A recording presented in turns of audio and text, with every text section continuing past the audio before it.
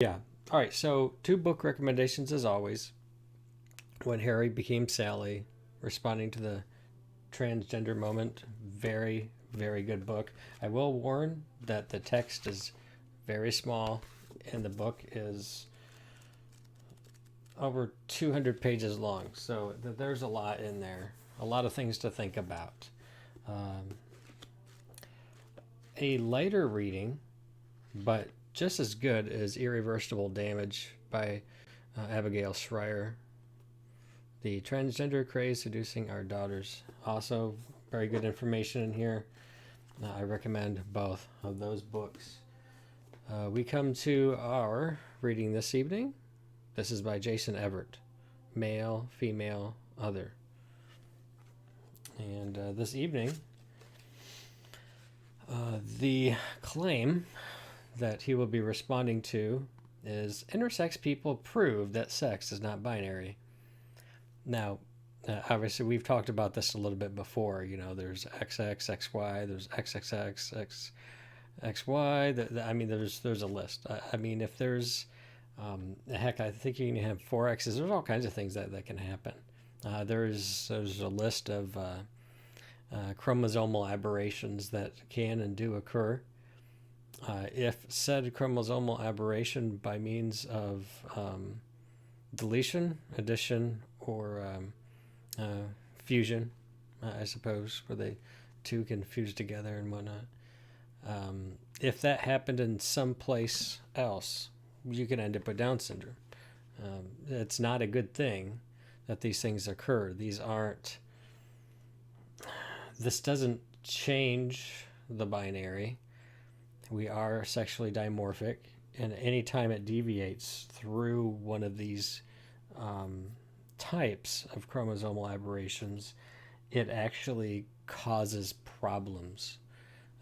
It's not a healthy thing to live with. Probably very difficult to live with, depending on what that might be. So the claim continues here. According to Anne Fausto Sterling, a professor of biology and gender studies, as many as 1 in 50 people are born intersex. These common variations in sexual development reveal that sex is anything but binary. In fact, at least 5 different sexes can be identified. Therefore, biological sex is a spectrum, and it is unscientific, simplistic, and outdated to think otherwise. No, I think I just responded to that. So, yeah.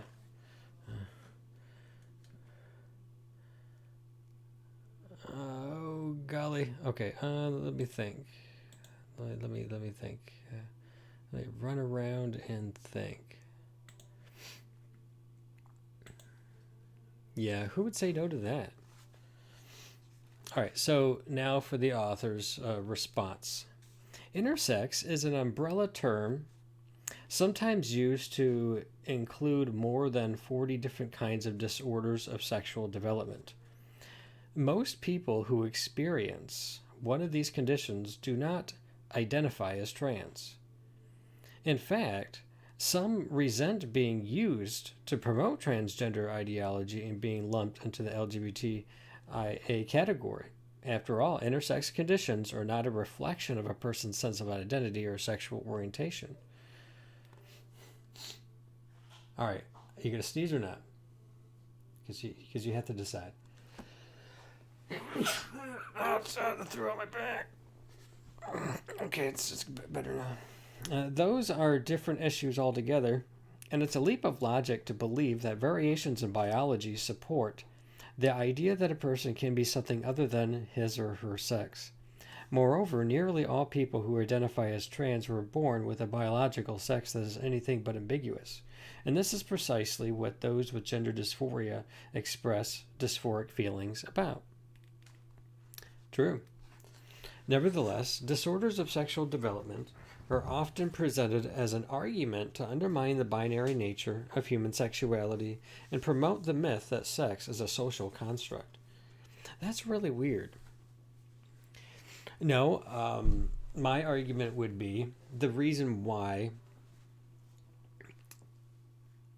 that we look to XX and XY. Now, granted, this isn't all that a man is. This isn't all that a woman is, right? These are just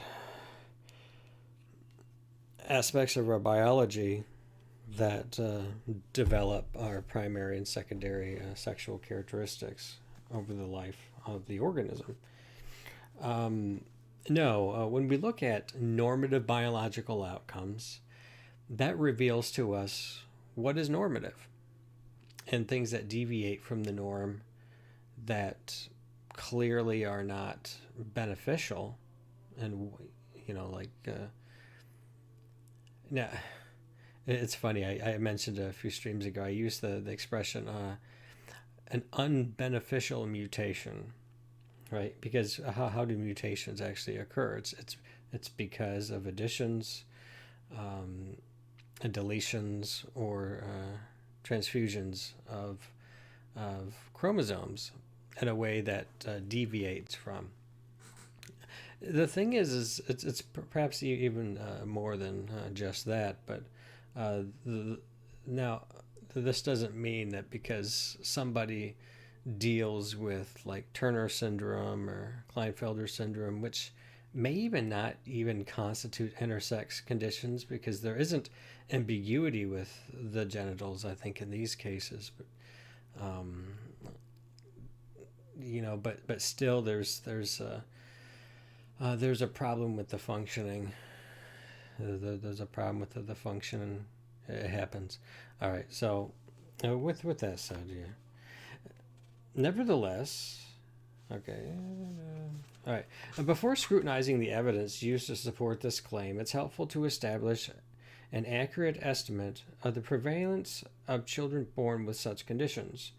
And Osto Sterling and others have reported that as many as 1 in 50 are intersex, making the condition as common as having red hair. However, others report that the frequency is 1 in 5,000 live births. The hundredfold discrepancy between the figures, 2% and 0.02%, can be explained by how broadly each researcher or activist chooses to define the term intersex. When most people hear the term, they assume it refers to someone who is born with ambiguous genitalia, whose sexual identity is therefore uncertain.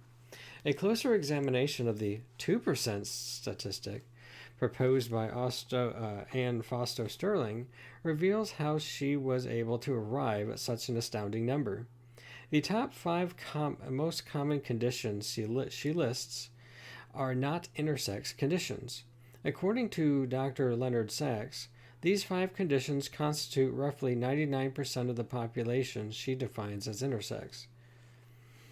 For example, 88% of the people she included are individuals who have an enzyme deficiency known as late onset congenital adrenal hyperplasia. However, this is not an intersex condition because the genitalia of these babies are normal and in line with their chromosomes. In fact, most are unaware of their condition until their mid-20s. Most of the women born with this can conceive and bear children, and yet activists claim that they're neither male nor female. When these individuals are removed from the popular 2% statistic, it plummets to less than 0.2%. Isn't that fascinating? Hey, Savage, welcome in. Is that Ramses the Great had red hair? Oh, is it in there, right? And DNA evidence prove the normative culture higher up in class in Egypt was Caucasian, or other referred to the time as Jew. 20 years ago, they did not release this, but recently they had to. Oh, is that right? That the Egyptians were more of a...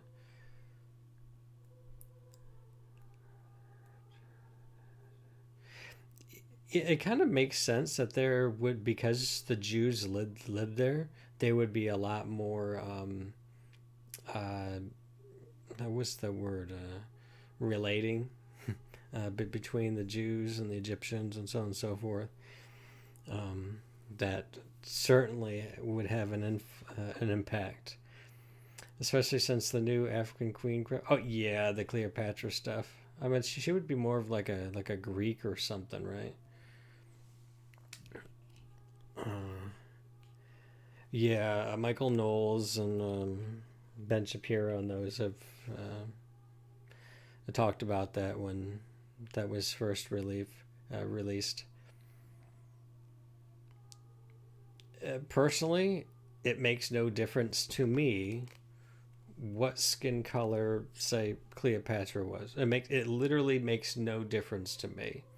That's fine. Whatever color her eyes, her hair, what blood type she had, whatever. But have it be historically accurate. That's fine. Now, depictions in art, there's artistic license. I don't care much about that. You know, I don't mind the European depiction of Jesus as a blonde-haired, blue-eyed, as Caucasian as me, depiction of Christ. I don't mind a Chinese-looking Jesus or an African-looking Jesus. I honestly don't care because it's artistic license. It's iconography. It has, like I said, it literally does not make any difference to me. Jesus looked like a Jew, right? Yeah, sure. Yeah, Jesus was a Jew. Yeah, so he looked like a Jew.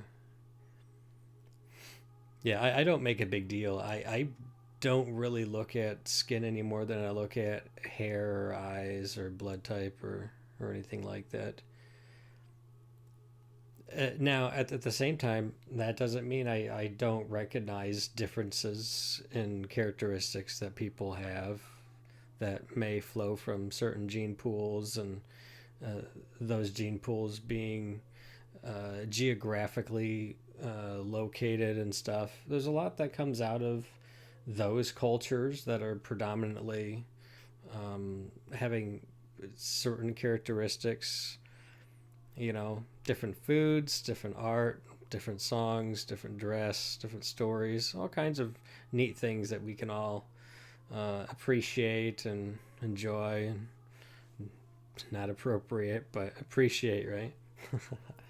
In the case of other groups calling characteristics, claiming Jesus as theirs, yeah, I mean, I'm perfectly fine with like a historical accurate Jesus. I mean, that's fine. If we're dealing with history and that's what we're going for, then yeah. But like I said, I don't mind some artistic license, but if we're definitely gonna do like a kind of a historical snapshot of Cleopatra, yeah, I mean, let's try to be accurate. Yeah, you know it. I don't. I try not to get involved in the mindset of the Marxist who's always trying to pit one race against the other. As some are. Uh, so some like to say, there's one race. There's the human race. Uh, kind of talk. So the next most common intersex conditions listed within the remaining 0.2% affect individuals who have chromosomal deviations from the typical XXXY configuration, but who do not have any genital ambiguity, such as men who have Klinefelter syndrome or women who have Turner syndrome. Right. So these are the two. Oh yeah, Ptolemaic. Yeah. Okay, that's right. I was thinking Greek, but the Ptolemies were Greek, weren't they? I don't remember. Klinefelter syndrome is when a male inherits an extra X chromosome from his mother or father. He is XXY or sometimes XXXY or XXXXY. Man, that's a lot of X's. Typically, such individuals are unambiguously male, despite often being infertile and having smaller testicles and sometimes enlarged breast tissue. Uh, in fact, many men with Klinefelter syndrome are unaware of having the syndrome until it is detected while seeking treatment for their infertility. Fertile men who have Klinefelter syndrome often live their whole lives unaware of their condition. Nevertheless, Fausto Sterling wishes to define such individuals as intersex. Hey, I mean, you might have Klinefelter. If you do, you do, and you might want to keep that to yourself. I don't know. That's not the masculine comparison in the locker room that you want to go for here.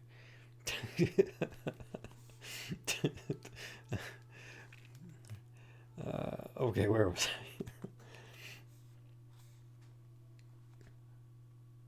I? Okay, so women who have Turner syndrome have only one X chromosome in most or all of their cells. Only have one in most or all. Interesting. They are often shorter than typical females and lack sufficient hormones to induce typical physical development at puberty. Such women are infertile because two X chromosomes are needed for a woman's ovaries to properly develop. See, anytime there's some sort of aberration, things aren't working right. It's not a good thing. It's not. When one has a child, they hope for 5 fingers and 5 toes. Well, 10 fingers and 10 toes, but you get the point.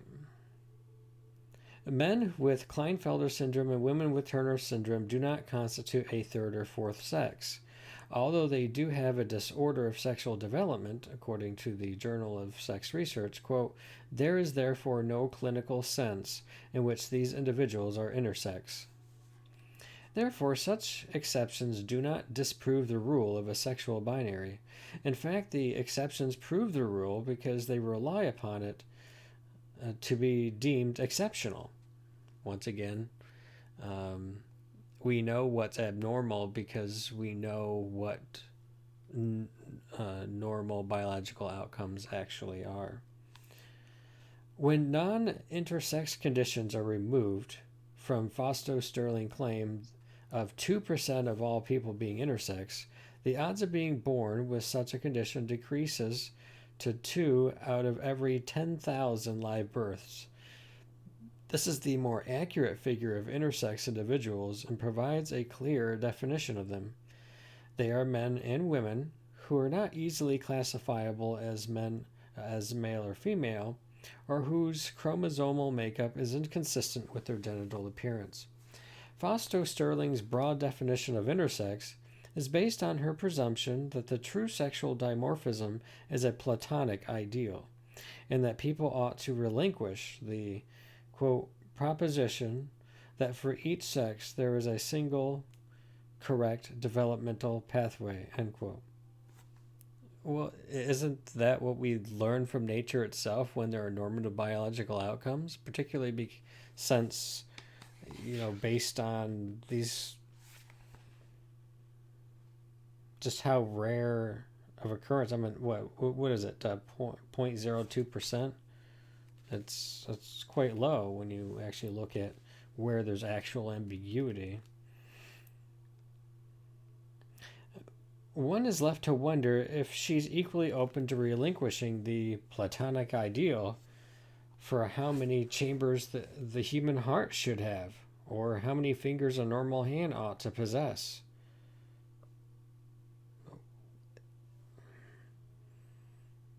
There's been a 6-fingered man before.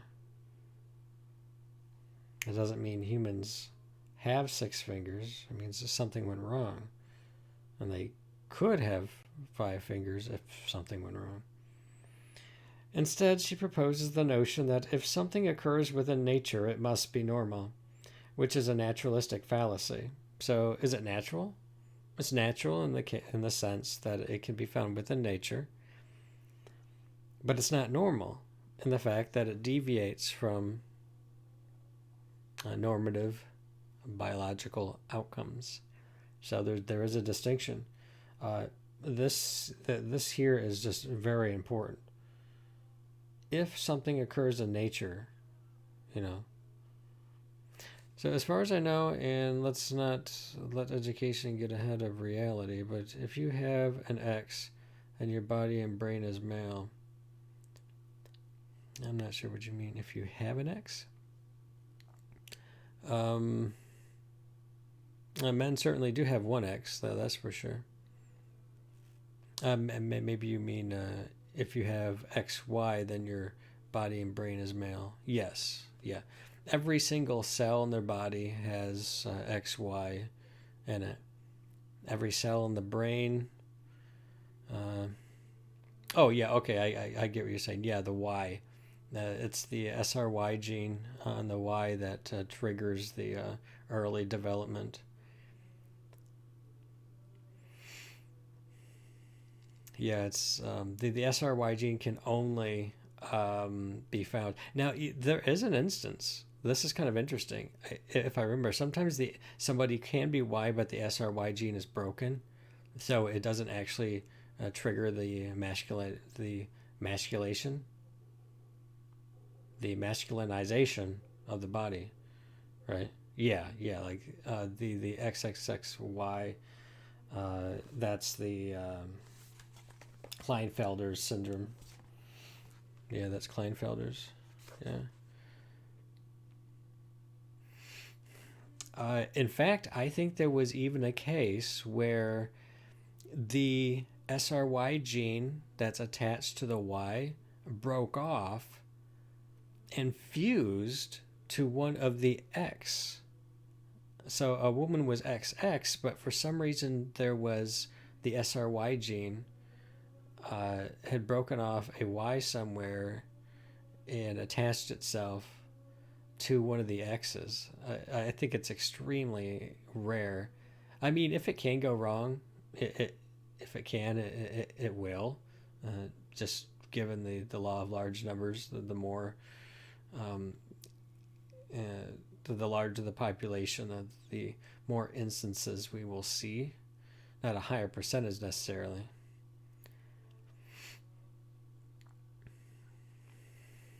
Yeah, I'm not sure.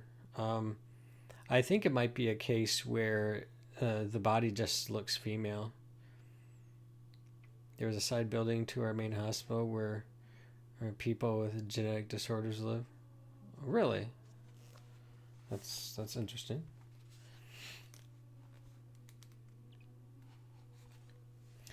To buttress her claim that sex is a spectrum, she compiled a list of more than 20 chromosomal, genital, gonadal, and hormonal attributes that males and females must possess to meet the platonic ideal of their sex.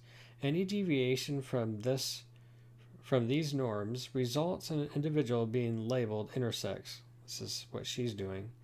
And in her mind, the more intersex individuals there are, the more easily society will disengage from the idea of sex as a binary.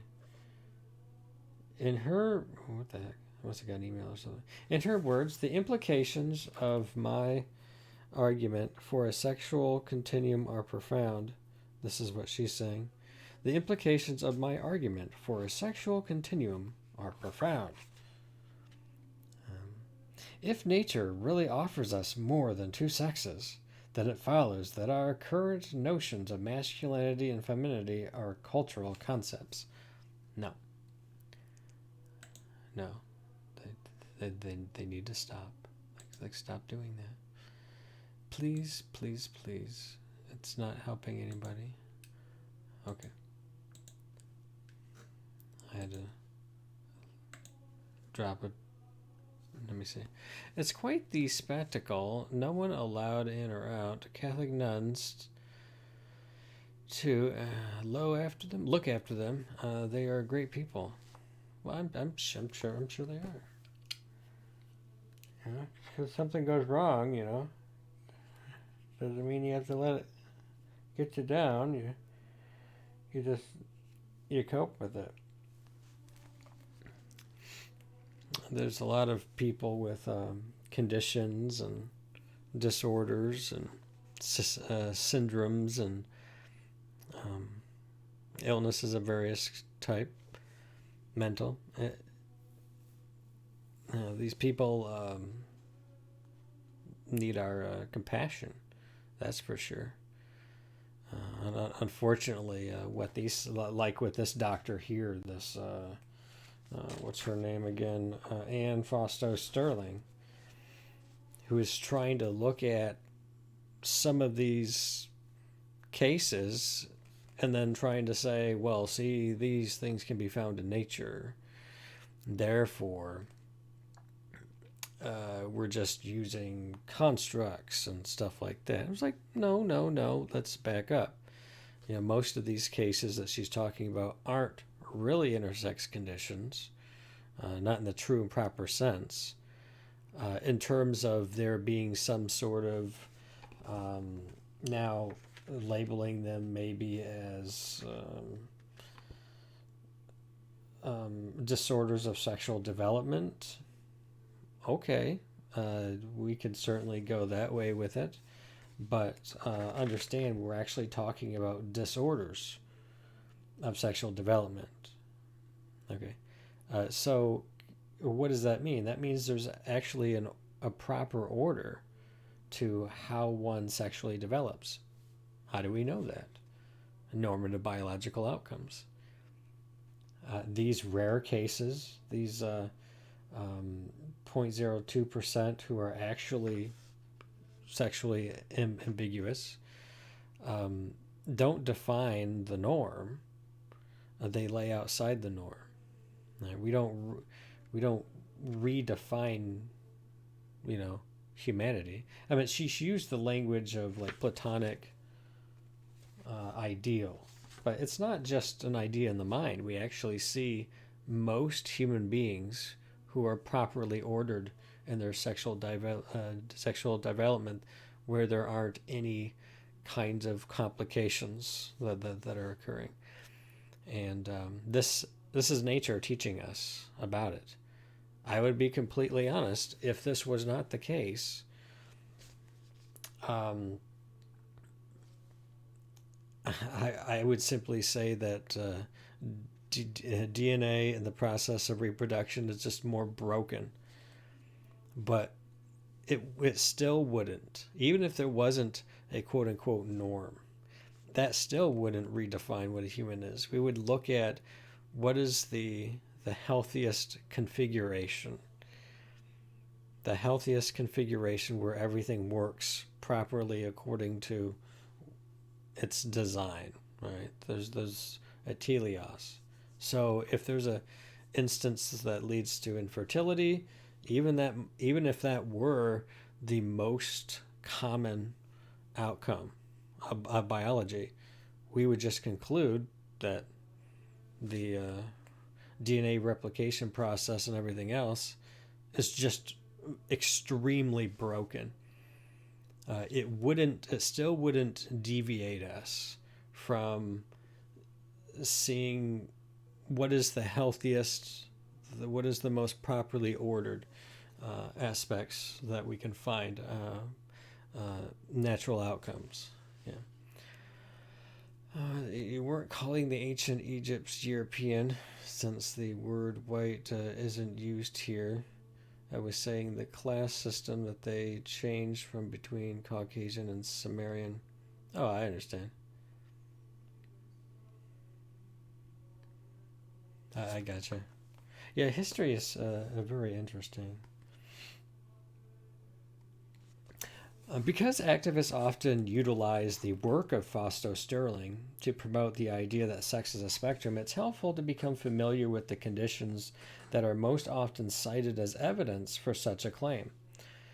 Early in embryonic development, unborn babies share structures that usually proceed down a clearly male or female pathway. For example, the same structure that develops into fallopian tubes for a female will become the sperm transport system for males. Isn't that interesting? So the fallopian tubes, he's not saying it here, and maybe it will if I wouldn't have looked away, but the fallopian tube is the transport system for the eggs. That's fascinating. That's actually kind of neat. I like learning stuff like that. On rare occasion, The typical developmental pathway does not unfold in the usual manner, and the sexual differentiation of the child may be ambiguous at birth. While it's true that there are only two sexes, it is untrue that every person's sex is unambiguous. Individuals who have disorders of sexual development are often classified into three groups: people with XY chromosomes who develop female characteristics, those with XX chromosomes who develop male characteristics, and those with more than one set of chromosomes who may develop certain male and female characteristics. Consider first the XY group. Whereas many people believe that human sexuality is reducible to whether a person has XX or XY chromosomes, this is untrue. Having a Y chromosome doesn't always determine male identity. And he's going to talk about the SRY gene, so let's calm down for a minute. The gene typically responsible for determining the male sex is the SRY gene, a sex determining region on the Y chromosome. Therefore, XY individuals who lack an SRY gene will develop into females. Right? Like I said, that can go wrong. Some individuals who have XY chromosomes and an SRY gene can still develop as females, though. For example, a woman who has complete androgen insensitivity syndrome has XY chromosomes. However, because she has a variation in the receptor for androgen, her body does not respond to testosterone in the typical manner.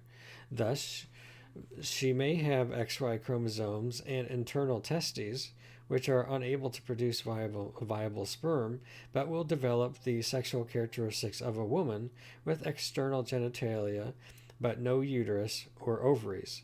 This condition is rarely identified at birth because such babies appear fully female. However, because they lack a uterus and ovaries, such women do not menstruate.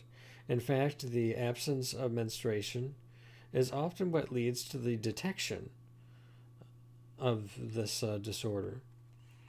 Interestingly, her internal testes will continue to produce hormone levels typical of a man, but her body converts the hormones into estrogen so that she develops typical female secondary sex characteristics.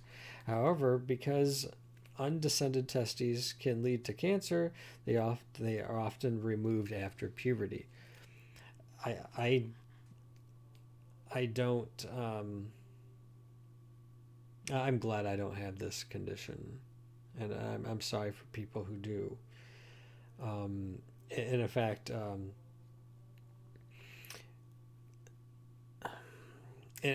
I while I'm reading it, I'm kind of hesitant and iffy with she or he language and stuff because there are testicles.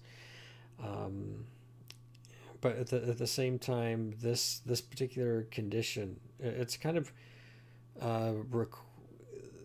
the body's sensitivity to androgen is so important to the masculinization of the body, and if that's not occurring, then yeah, I think for maybe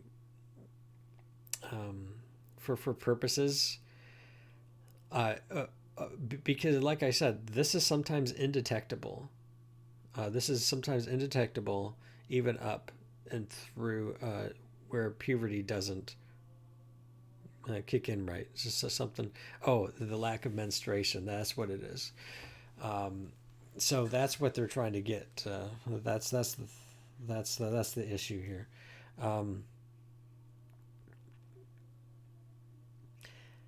The individual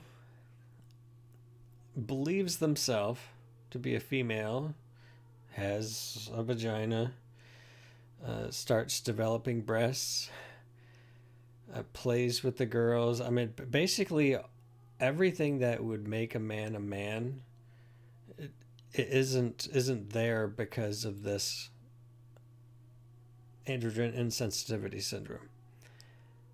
It's just sad. I think this might be one of the few cases where I would be perfect. I think I would be perfectly justified in maybe even using the word she here because the he aspect biologically never kicked in. You know, I think this might be my point. So I kind of see why he's using the word she here. That makes sense. If you ever ask a man which one is lower before it became general, not a single man would know.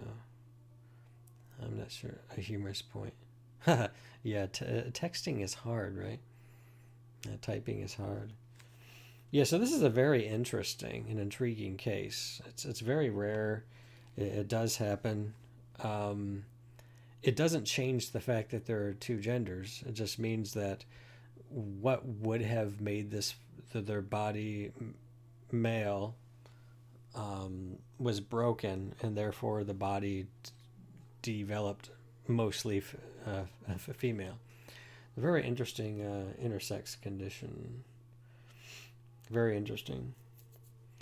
One remarkable disorder of sexual development for XY individuals occurs in children who have been called the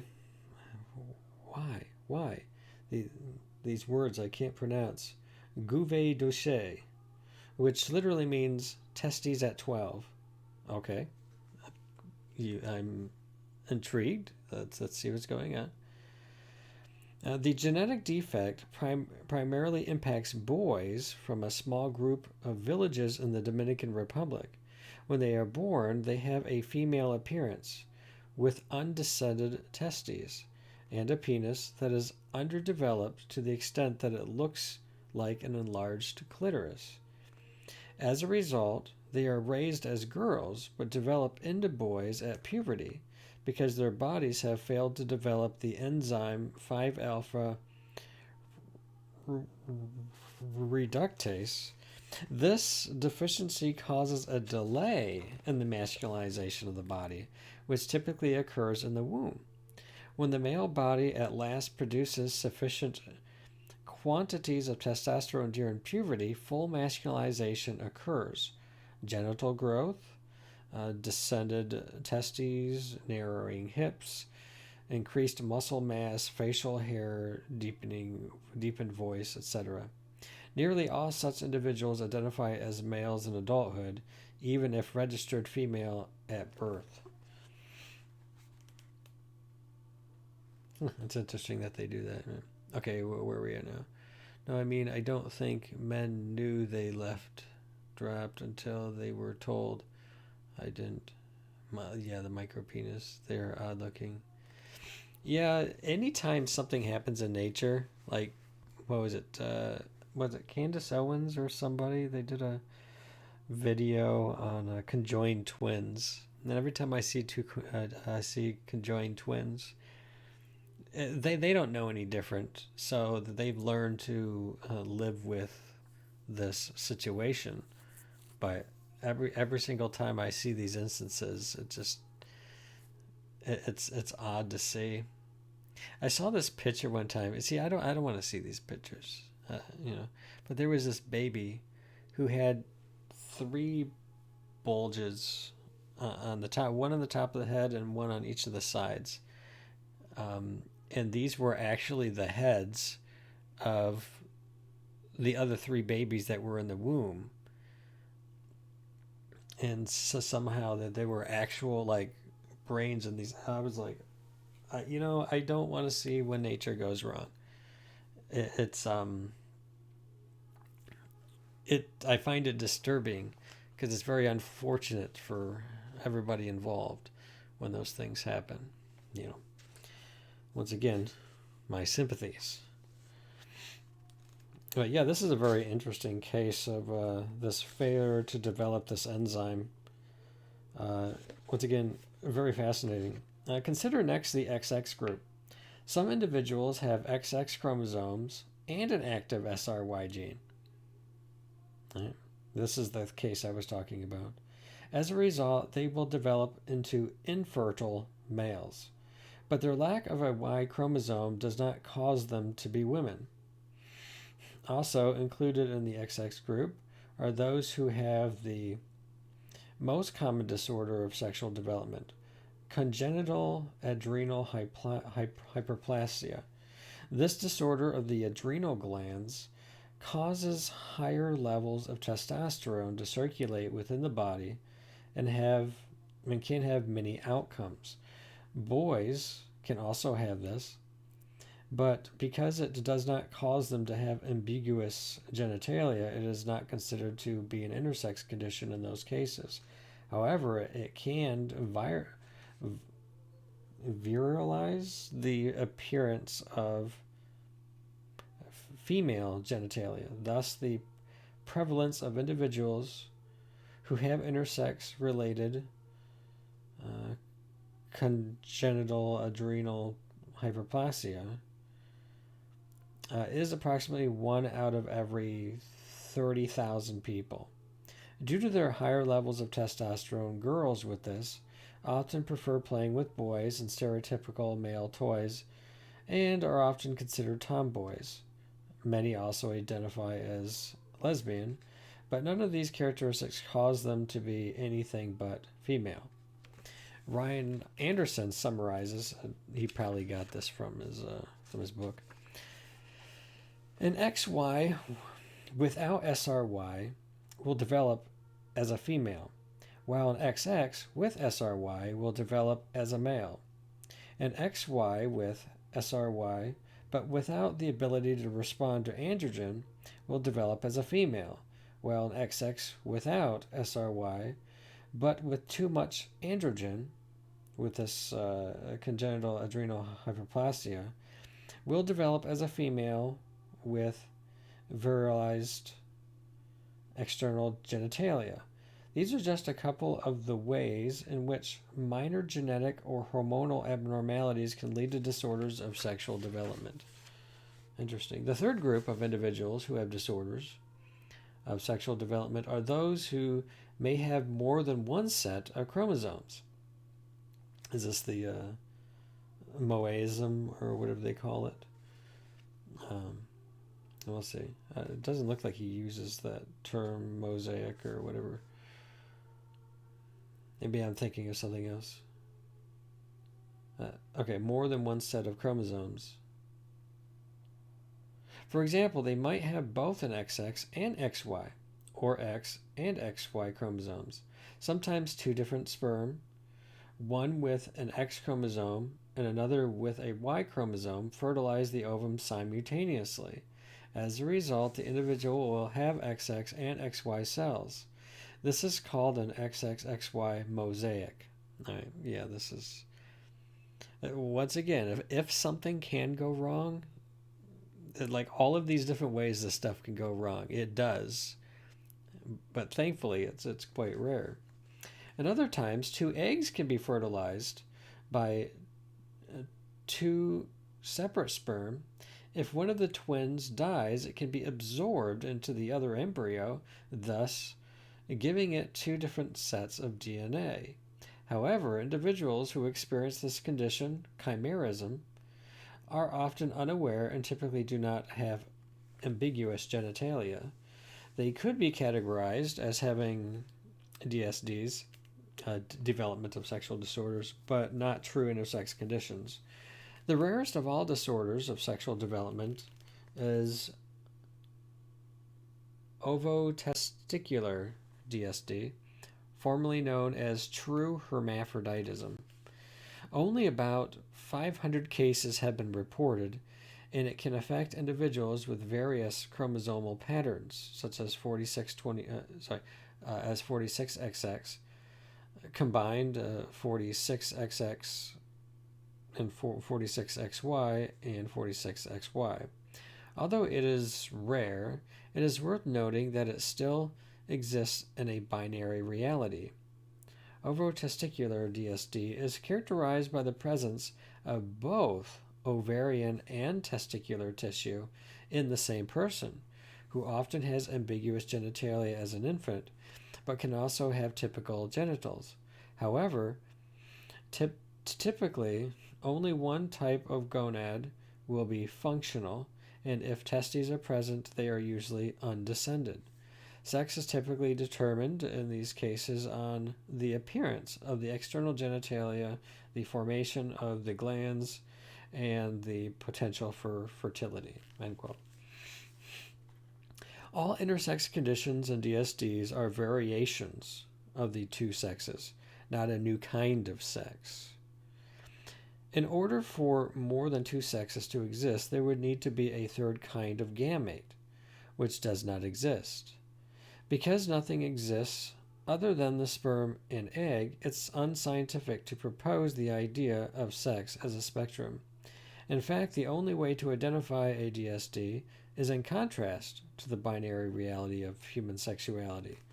Therefore, the binary reality of sex is not proven by the fact that sex is sometimes ambiguous.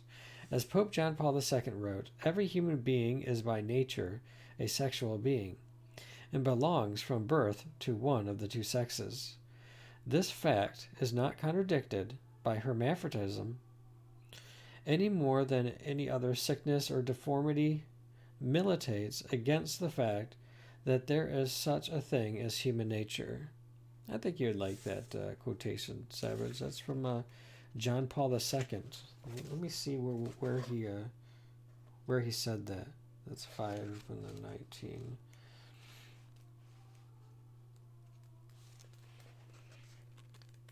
In his book, Love and Responsibility, page 47.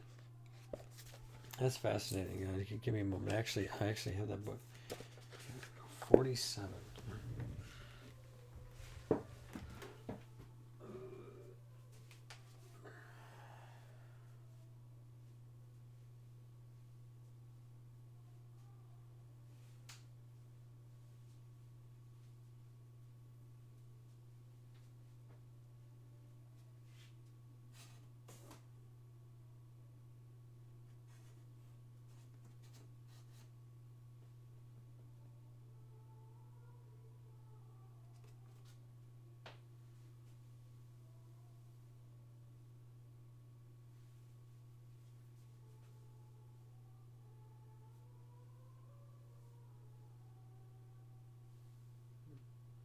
Well, it's pretty sure. I mean, I know I have it, but it's just not where I remember it being.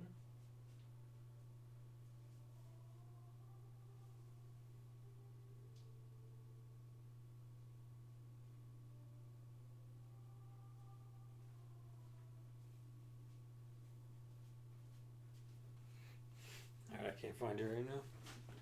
That's alright. I think I moved it one time because I was thinking about reading it, and I set it somewhere different. Otherwise, it would be right where I saw it. Yeah. As far as most genetics will tell you, you were born with a twin to which you absorbed. Oh yeah, in that case, yeah.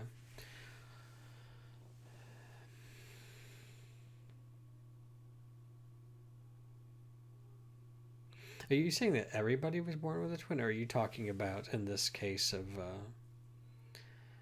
um, most of us? Everybody. I mean, if there's one sperm per one egg, that wouldn't be the case, though, right? So anyone who is born with the genetic disorders you're describing will not be fully functioning humans, hence the wing of the hospital I mentioned. Yeah, I mean it's true. When things go wrong, it can have effects on stuff. I recently heard he wasn't a great Catholic, so I'm taking it easy on how much I should learn from him. That's fair enough. Some people didn't like that he was into phenomenology, and I'm more of a I like more of the of like Thomas Aquinas and Thomism. There was an interview that Matt Fradd did where he was talking to somebody who had studied phenomenology, and it's true that it was difficult to discern how phenomenology differed from like a relativistic framework it seemed to focus quite a bit on the experience of the individual, um, and less on he did a I think he did a good job in explaining what phenomenology was in relation to Thomism, and he thought that they were complementary, and worth thinking about. Uh, in as much as it doesn't, I think my biggest concern is that historically Thomas Aquinas has his philosophy has had the pride of place, and because it's had the pride of place, I would prefer to study that and not some sort of um, modern philosophy. I mean, I don't know if he completely bought into everything about it, or if there are certain aspects of it that he studied in relation to Catholic teaching. Um, but because technically, different philosophies. It just so happened that Thomas Aquinas kind of brought together Aristotle in the early church fathers and Catholic tradition and thought within that context. While I think Grandpa Aristotle was a very great thinker, and he certainly has had influence on my own thinking. It is certainly my preferred way of synthesizing uh, philosophy for the study of theology, which I certainly do recommend. A good, strong classical education in that sense. I personally don't feel inclined to dabble at all in some of. That's not to say that there can't be insights from John Paul II, because Jason Everett has spent a long time studying, reading, and teaching John Paul II's Wednesday addresses. There was a series that he did that has been called The Theology of the Body, which has lots of really good insights into it. He was Pope for a really long time. It was kind of sad to see at the end of his life that he basically became, I don't want to say vegetable like, but he was not very high functioning. And so they would wheel him out and stuff. He'd just be like, it's tough to see. I kind of wonder if that's one of the reasons that his successor Ratzinger, why Ratzinger decided for the first time in maybe a really long time, maybe in hundreds of years, resigned.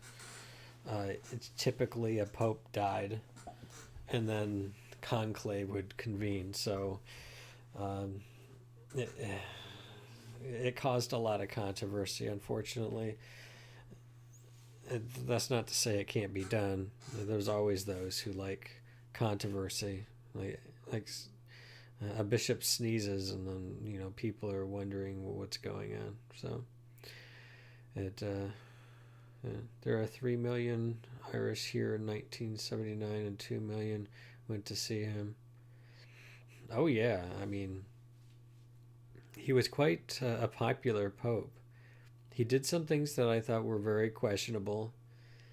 He participated in that World Day of Prayer, where he came together with other religions. That I think that kind of gave a bad impression. In fact, people have used that to say that he was flirting with religious indifferentism, or at least somebody would look at that and be scandalized, thinking that it represents or it's communicating religious indifferentism, which is not Catholic teaching. I think there's a picture of him kissing a Quran at one point. It's not clear exactly what the context was, why he did it. I'm sure like someone like Michael Lofton on his YouTube channel, Reason and Theology, goes over all the details and interpretations of that event. And with that said, just because somebody's pope doesn't mean every single thing they do is going to be some sort of infallible act, right? And in fact, one distinction about the papacy is that we're not talking about impeccability, we're talking about infallibility. Impeccability is the idea that you can't sin, that there can't be any false presence. So the Pope isn't impeccable. He can fail, but there's very specific conditions for infallibility. You know, so yeah. I mean, yeah. Aren't we all in our own little way? I guess But yeah, John Paul II wrote a really good encyclical. Let me post it. It's one of my favorite. I've read twice. Uh, Fide et Ratio.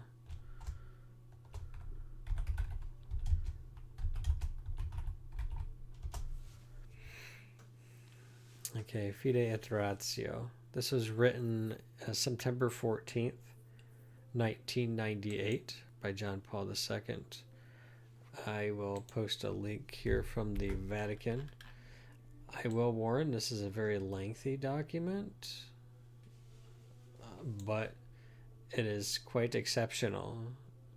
It relates to the Catholic Church on the relationship between faith and reason. I think it's a wonderful document for those who are interested. The link is in the chat. Fide et Ratio. Like I said, it's a really, really good read. It's worth the time to read, even if you don't do it in one sitting. It's worth the read. I think some people have a really hard time trying to ground faith into rationality, because some people have the idea that faith is some sort of unintelligible blind adherence, and I sometimes I really dislike the word faith for that reason. Now, when I say dislike, it has more to do with connotations that people can. It's not a blind faith, right? It's not an unintelligible blind adherence. And so faith rather is intelligible.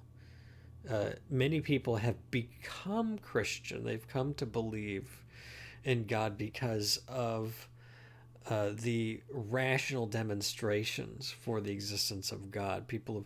So it's an intellectual journey, right? So it's an intelligible faith, and by faith here, perhaps can be more understood as a kind of trusting adherence to what reason can present to us. That's not all that faith is, because what I'm talking about here is what can be demonstrated by means of reason alone, but our trust in God extends beyond what can be demonstrated by means of reason alone, because God has revealed himself and has revealed some things that cannot be discovered by means of reason alone, and that is things such as the incarnation, the Trinity, for example. These are things that reason would not be able to discover on its own apart from divine revelation. So God has had to reveal certain things about himself. But these are things that are not incompatible with reason.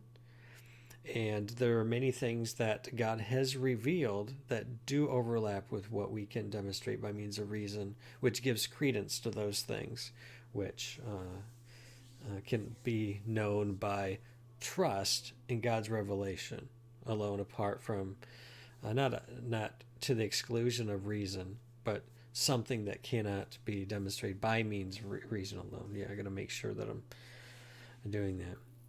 Ask you a nebulous question on subconscious faith. Subconscious.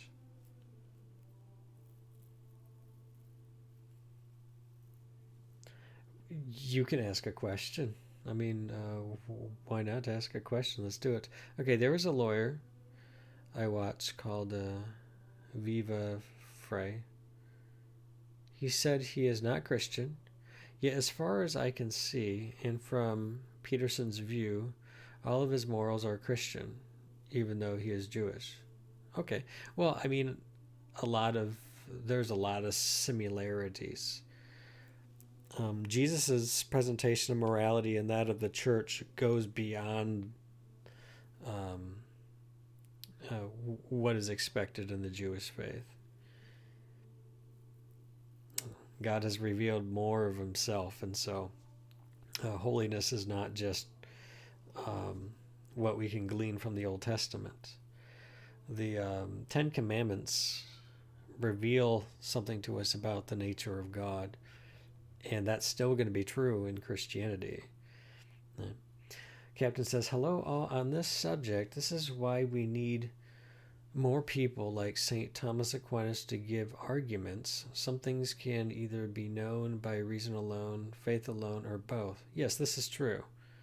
This is absolutely true. And I think that's one of the things that John Paul II writes about in Fide et Ratio. It's actually a very important point, because when we use the term reason alone, or we speak of reason, we're talking about philosophy.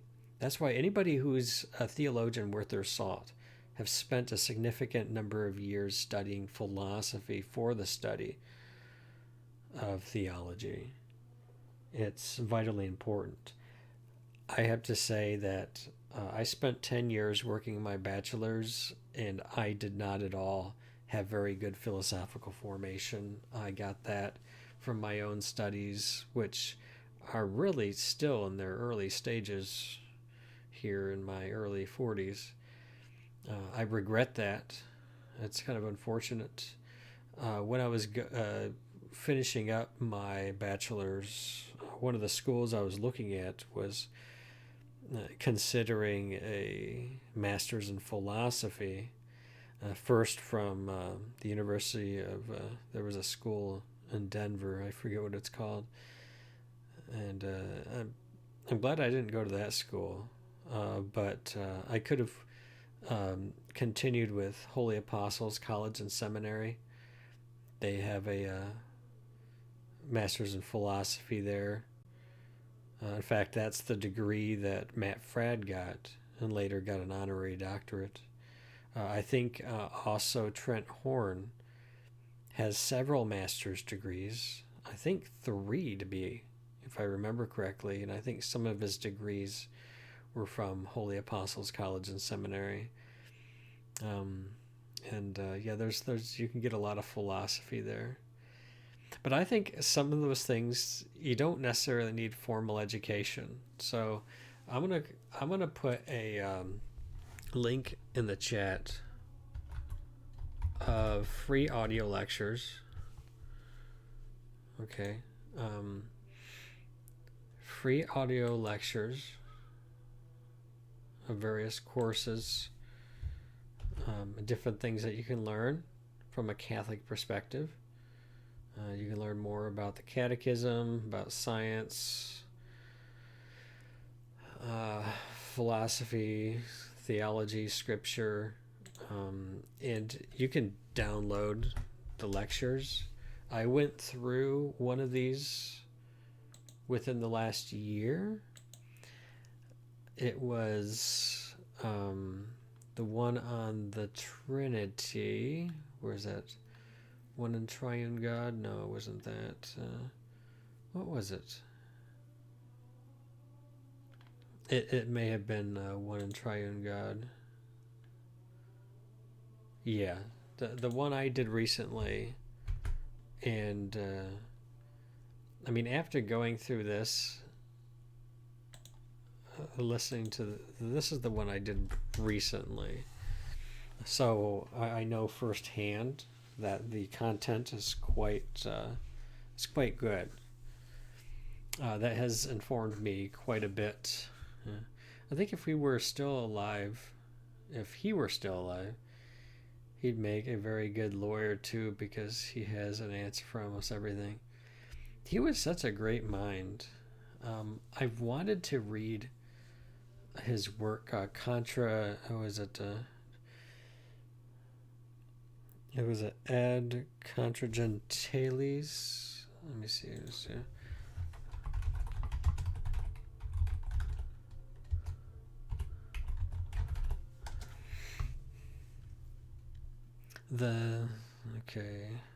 Contra Gentiles. It was so named, or this as one of his best known treatises. So, whereas the Summa Theologiae, the summary of theology, was written to explain the Christian faith to theology students, the Summa Contra Gentiles is more apologetic in tone. So it's more geared towards the non-believer. And I thought, something like that sounds very interesting. I guess in this case, while the last book deals with topics of revealed theology such as the Trinity, Incarnation, and the Sacraments, the remaining 3 books limit themselves to natural theology, arguments on the basis of reason. Thomas believes will be understood also by those who do not believe in Christian revelation.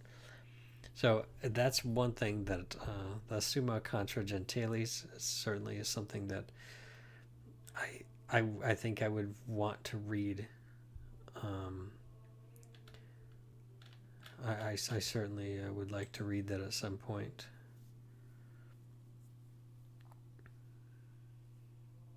Oh, you have Captain. You have a copy of the book 1, but there are also 2, 3, and 4. Okay. Here's the thing. Study is actually quite hard. So I have a professor friend who said that, all right, if I'm having difficulty trying to understand Aristotelian philosophy, for example, he said I may need to take a course on Aristotelian logic as a starting point. So I remember I started. There are free classes. I don't remember where I was taking that one in, but there were. I think I was on lesson 3 or 4 or whatnot, and I didn't keep my nose to the grinding wheel. I kind of drifted. I have a tendency to do that. It's hard for me to just focus in. I got like 5 books here that I've gone maybe only halfway through here on these streams, because I start getting interested in something else, and I'll come back to those. I would prefer to have finished projects, but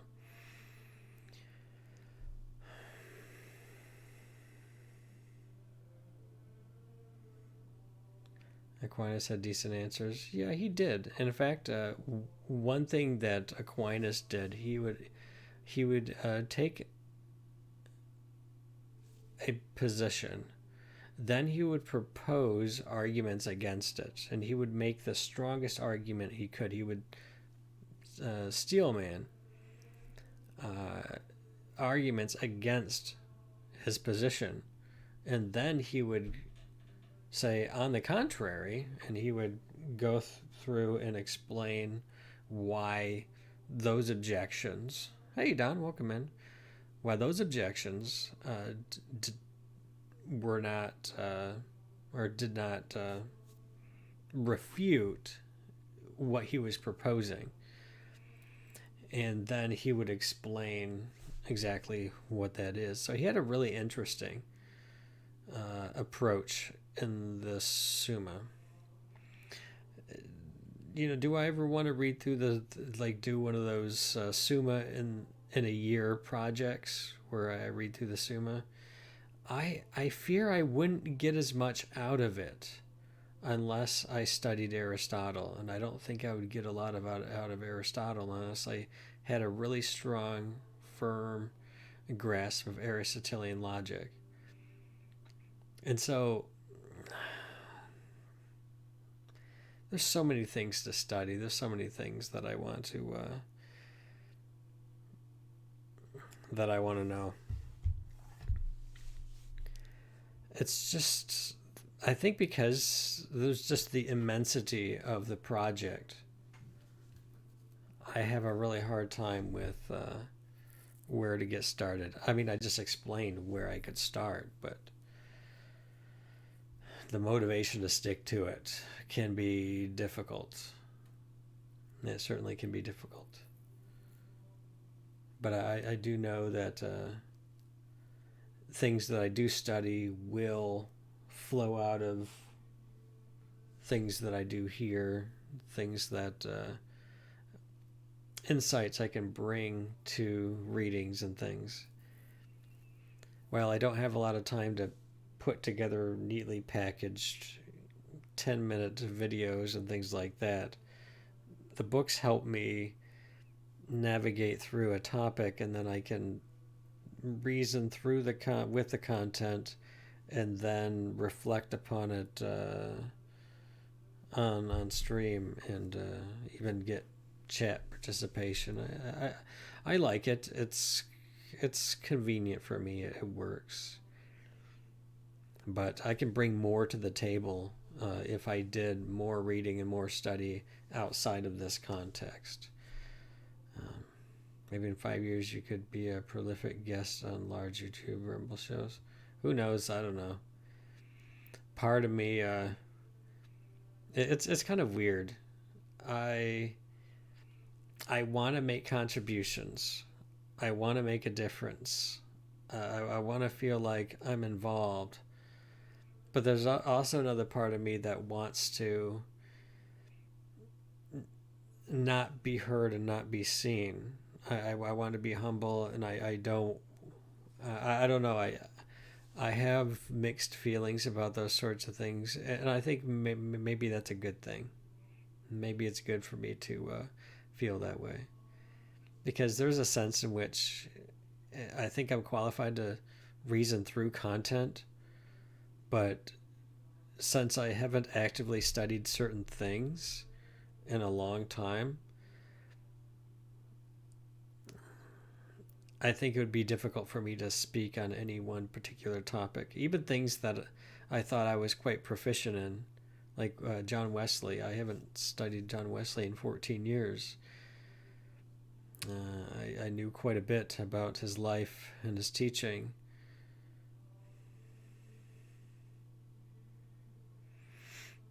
Yeah, I suppose there's different things I can do from that standpoint. Don says, my church was talking about how Catholics believe Mary is a perpetual virgin, and this idea stems from Catholic leaders from centuries ago. Catholics do believe that Mary was a perpetual virgin. One early church writing I can recommend to you by Jerome.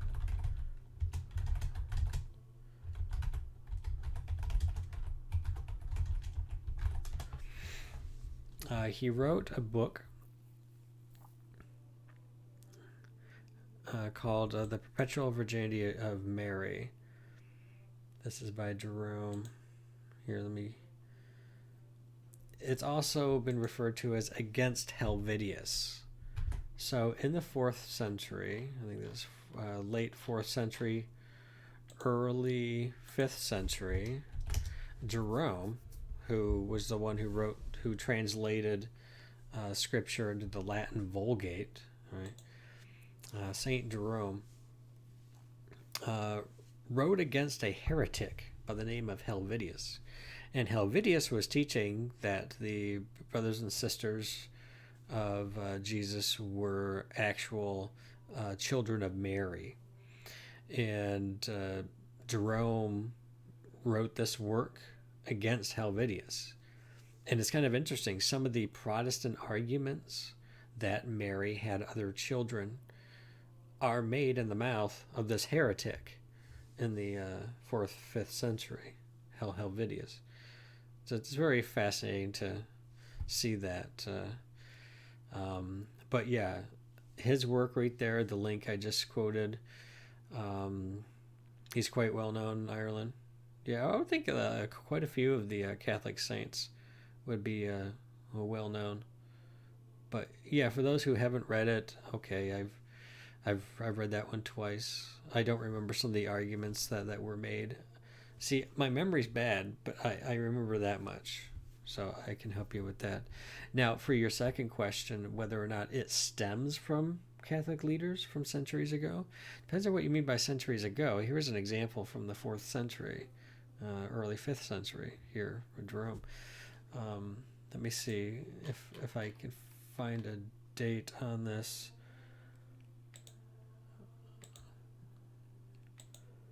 It looks like it may have been written.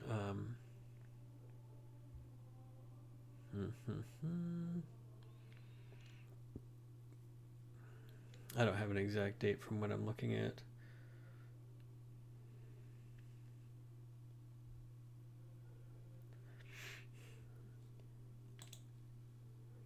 So, I mean, we have an example from the early church. Okay, to give you an idea of this, the Nicene Constantinopolitan Creed, okay, the whole I believe in God the Father Almighty, creator of heaven and earth, and Jesus Christ, right? That he's one in being with the Father, all of that, and the I believe in the Holy Spirit, the giver of the Lord and giver of life, who proceeds from the Father, all the whole thing, right? That entire creed, I believe in one holy Catholic and Apostolic Church. All right, this was a line in the creed coming out of the Second Ecumenical Council around 380-381. And so this writing by Jerome is at that time. Okay, it's within 40 years of that council, where we believe in one holy Catholic and Apostolic Church. So this is a reflection, right? Jerome is presenting what the predominant thread of thought in the church is concerning Mary being a perpetual virgin. So this isn't like in the 1000s and 1500s and 1700s that there were church leaders that just decided this. There's early church attestation to the doctrine of Mary being a perpetual virgin. So yeah, definitely give that a read. I'm curious about your thoughts and the arguments he's made. Captain says, I studied Aristotle's Nicomachean Ethics. I'd recommend giving that a shot. Aristotle's book 12 is metaphysics, but said to be very difficult. I've yet to read it. Yes, I believe for the Nicomachean Ethics, who was it? Oh man, well, why is my brain here? I need a prompt here. What was the name of that guy? Timothy Gordon. Timothy Gordon has a class. I wonder if he has.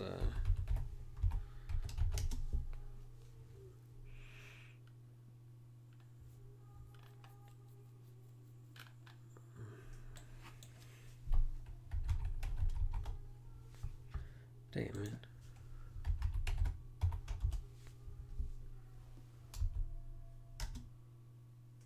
Yeah, I can't find it. I think it's probably on timothygordon.com, where he has classes and he talks about in his retrograde academy.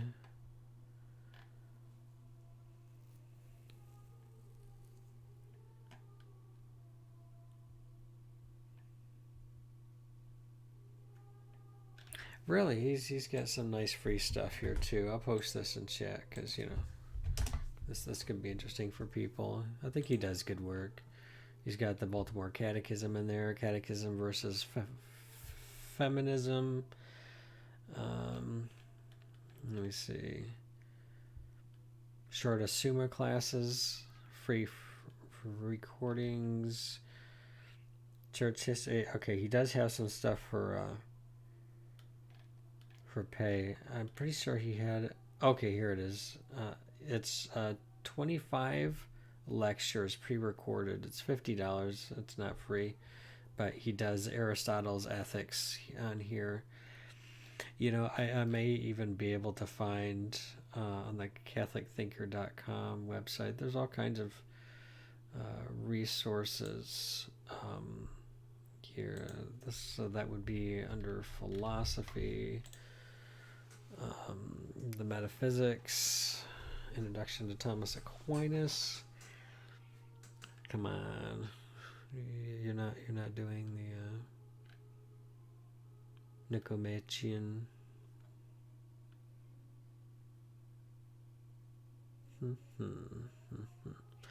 They got a lot of classes on political philosophy. I think that's kind of neat. I know I probably would be interested in some of that. No, it doesn't look like there is at the present moment on this site anyways for those ethics. I'm trying to think of the other site that has free content.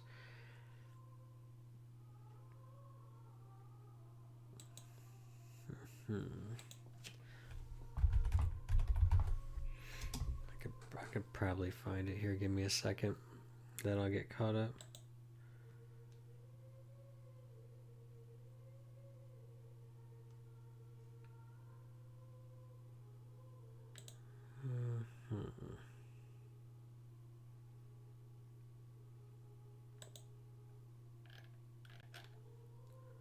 Why is that the case in my searching?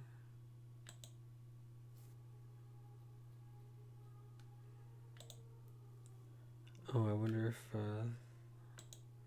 things got deleted over time.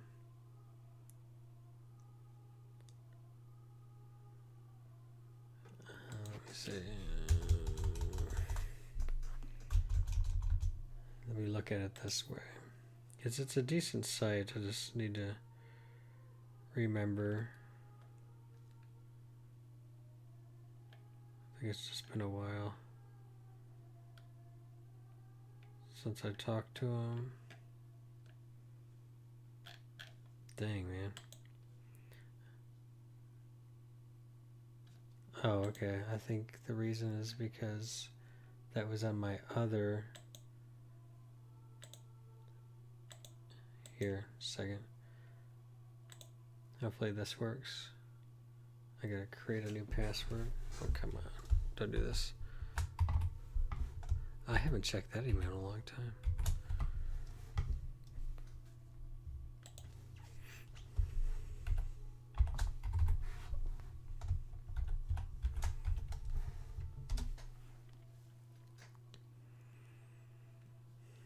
Alright, let's see.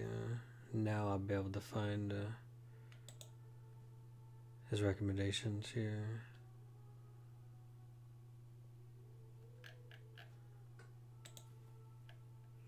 Oh no, it's taking a while on it. Yeah.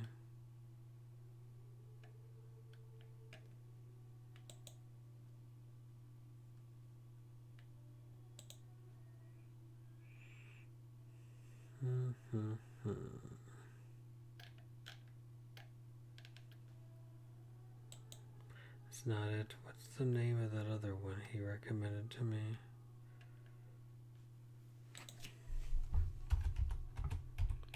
I hate when I can't find things immediately.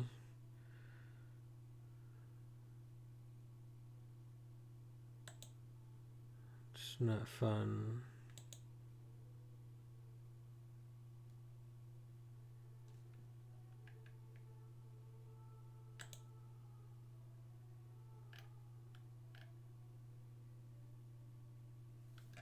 Alright, I think this is what I was looking at here. Course in Logic. What was the name of that site? International Catholic University. Alright, this was the site that I was starting with the no. That was the site I was looking at. There's some of these where there is free content on this site. There are courses that are free MP3 downloads. I'm trying to think if there's a way of just seeing free things. And I believe there may have been a link.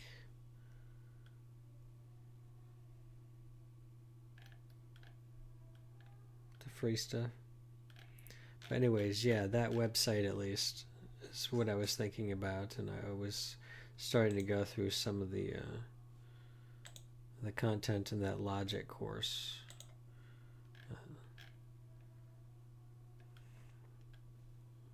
And I'm trying to remember. Yeah, I was clicking on the readings and the supplemental text and things.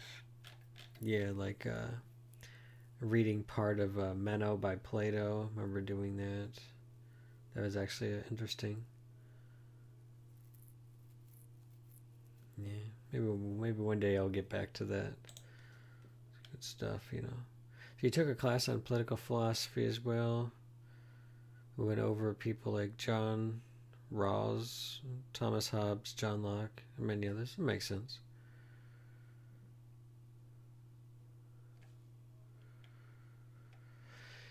Utilitarianism has its uses. The Jeeps in World War II were built with a utilitarian design philosophy. When it comes to ethics, it can get messy. That's why I think we need to keep God in ethics. Oh, absolutely. Absolutely.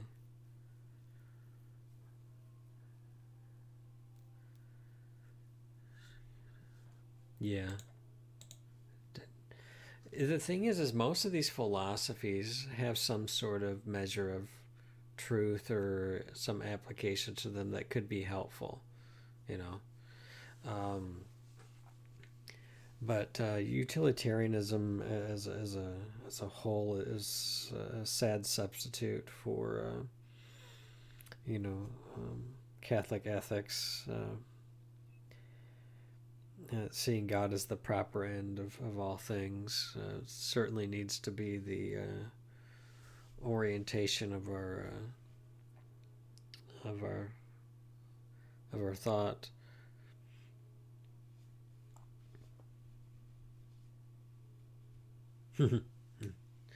Spock, yeah.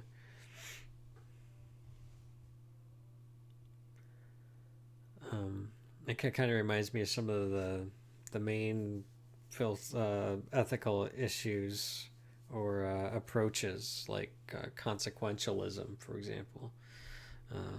Not good. What was the other one? There was consequentialism. There was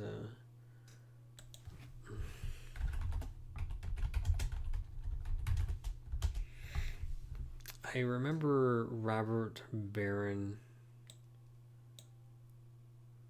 He was talking about a few different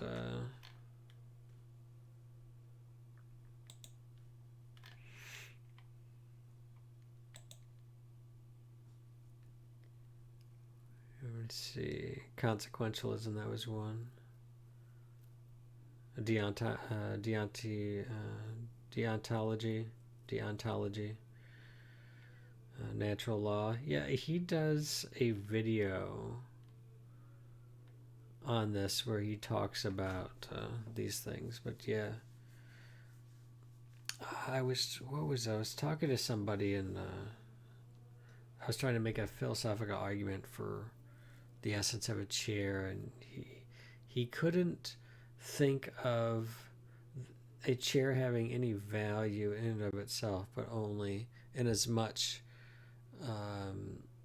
it serves as a utility. Like it's something for our use to be used to reach a particular end.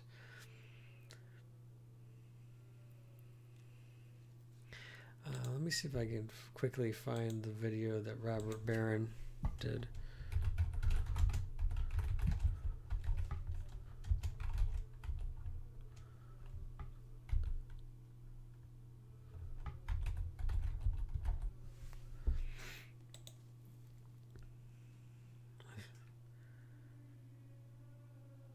I wonder if it was this one here.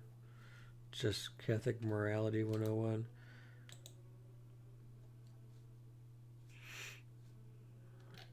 It's the only one here that it shows me as having listened to. I should probably post that in the Discord too. It's a good video. It's 30 minutes, but he kind of looks at consequentialism, the deontological approach. There was another one. My brain is just not getting at the moment. I think I've shared this one before.